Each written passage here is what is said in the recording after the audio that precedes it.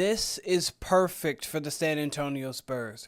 A writer highlights a rematch made in heaven for the San Antonio Spurs, and we are going to discuss it right here on Spurs Digest with your host, Keenan Warner. And if you guys haven't yet, make sure you guys take a spur of the moment to get every Spurs moment by hitting that subscribe button so you don't miss all the great content Josh, Brian, and myself have for you. But let's just get underway without any further ado. A mock trade reunites the San Antonio Spurs with an NBA champion next year to Victor Wembanyama. The Spurs could look to capitalize on a team that might have an incentive to trade away their better players, and we're going to talk about all of the incentivized reasons behind that.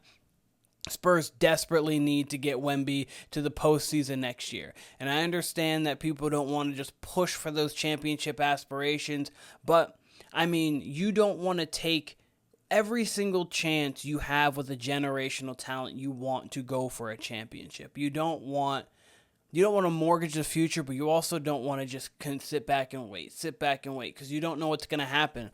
Obviously, Wemby's generational, but there is Ant, there is SGA, there is Luka, there is still Steph, there's still LeBron, there's still KD that are playing all at high levels. And then you have people like Cooper Flag. We don't know where he is going to be. Maybe he ends up in Utah, and Utah gets back on the map. You don't know if Giannis wants to go to Houston and go down to Houston. Like, there are so many great players in the NBA, and it's such a star-studded league that you want to take advantage of all the opportunities that you can. Will Wemby get a championship? Duh. He's going to get one at some point. But why not get 5 or 6? Why not get 5 like Timmy? Instead of only trying to get 1 or 2, you want to accelerate that. But the goal is to get him to the postseason. Let's get this guy some postseason run so we can see him on the greatest stage. Despite boasting a generational talent and an all-star point guard in De'Aaron Fox, making the playoffs is easier said than done in the Western Conference, as I just highlighted.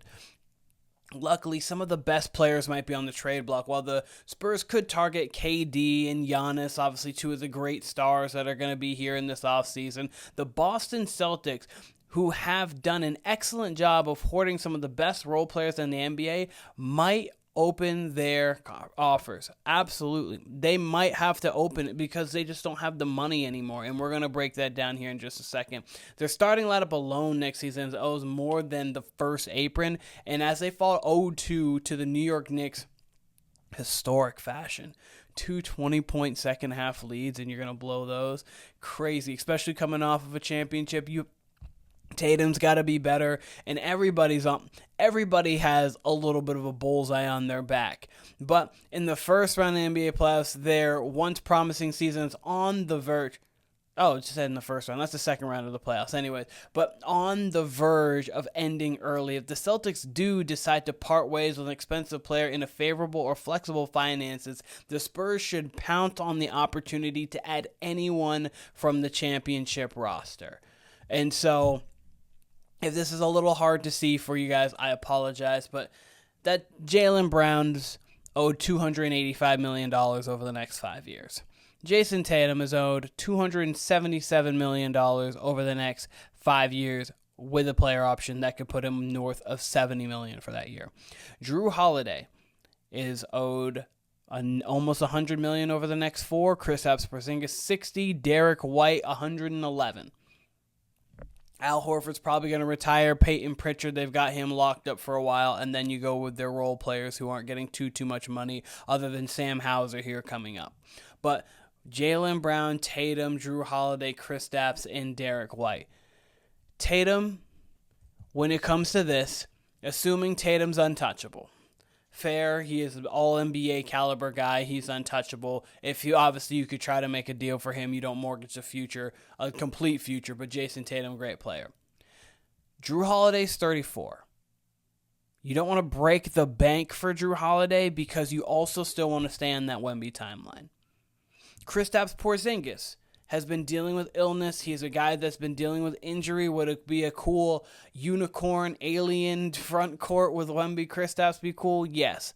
But you can get a guy who does 85%, 90% of what Porzingis does for a much smaller price tag in free agency even. If not, try to develop somebody in the draft. That's not needed.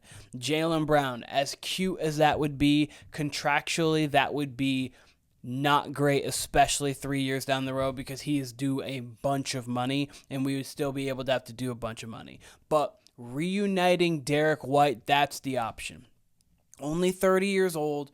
He knows the system. He knows the coach. He knows the organization. We love him here. He plays great quality basketball, a guy who can go play defense but also be a lethal shooter on the outside. I mean, he's 16 points, 4.5 rebounds, about 5 assists, 44% from the floor, 38 from 3, and that is on an extreme high volume of threes. We know the Celtics put up threes at a historic rate. So Derrick White is putting up these shots historically, just letting them fly, and he is shooting great. He is a guy who legitimately spaces the floor for you, and he can guard 1 through 3. He is a bigger forward at about 6'4", 6'5", really there. So you have Derrick White, you compare him with Stephon Castle, who can guard 1 through 3, Fox, who can guard any guard, and there you've got yourself a fine, he plays small ball anyway, so that backcourt would be as lethal as they come.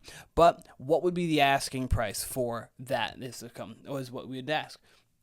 Since being traded away from the Spurs in an effort to tank, it worked, Wemby. White has blossomed into a fringe all-star, all-defensive player, and most importantly, a winner.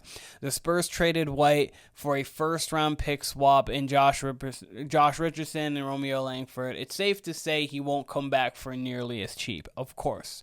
But we still have the assets that we can go get him. This proposed trade, not going to lie to you, I think it's a little much. And I think we would get less. Derrick White, for Harrison Barnes, you have to do Harrison Barnes for the contract-wise. It'd either be Harrison Barnes or Devin Vassell. You could, to be honest, I'll talk about what I would do.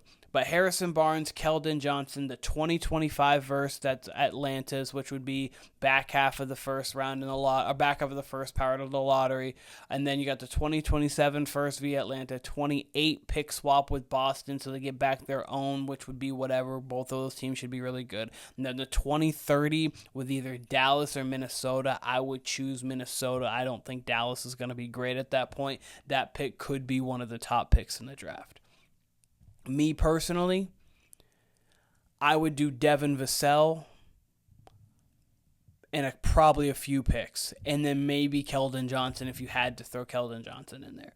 But it would be Devin Vassell based, and Devin Vassell contractually would work. And the reason why I would do Devin Vassell over Harrison Barnes is, one, Harrison Barnes can play a 4, he can play a 3, he can stretch out, and he plays fine off ball. 2, De'Aaron Fox, Stephon Castle, Derrick White, and Devin Vassell, that's too much guard.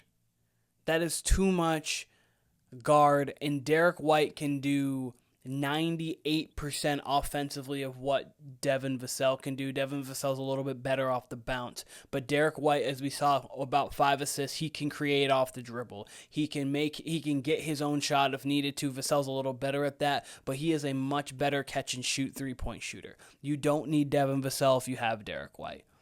And Devin Vassell is a better player than Harrison Barnes. I mean, Harrison Barnes, you would try to want to get off for contract reasons, but I also think that Devin Vassell in this, when you get Keldon Johnson and you're getting picks, you get a chance to get yourself a little bit younger, get yourself through the draft a little more, incentivize, and Devin Vassell with his contract, I think 3 more years. I think you actually get a little bit less tenure with Devin Vassell rather than Derrick White. I could be wrong on that, but I think that Devin Vassell is a touch shorter of a contract. But that's where I would go. Let me know in the comments where you would go. Would you trade the Harrison Barnes and Keldon Johnson route? Would you go the Jeremy Sochan route? Would you go the Devin Vassell route? Me personally, it's the Devin Vassell route. We don't need that many guards, and I think Derrick White would instantaneously make this team a better team. He fits everything we do. But when noting that Mikal Bridges went for the 5 first-round picks, which is why you see the deal there, that trade is a steal for the Spurs. Also, another point real quick for me. I don't think that seeing other people do questionable business means that you have to do questionable business. Like, I don't think just because they did something wrong doesn't mean that you need to do something wrong as well. Like, Mikal Bridges, don't get me wrong. I mean, their Knicks are up 2-0, so if they go win a championship, did they do it wrong? No. We saw Rudy Gobert go for 4 first-round picks, and that worked out last year. He played well. This year, he's been up and down. Obviously, he had the 27 and 24 against the Lakers in Game 5, but he's been kind of a little and kind of useless for other parts of the playoffs. So, like, getting rid of that many picks for a guy who isn't generational is a little questionable to me, especially when they're good picks. But, I mean, that if that's the going rate, you don't have to do business with them. You don't have to do bad business to try to do business. Maybe you don't need to do that business if it's bad.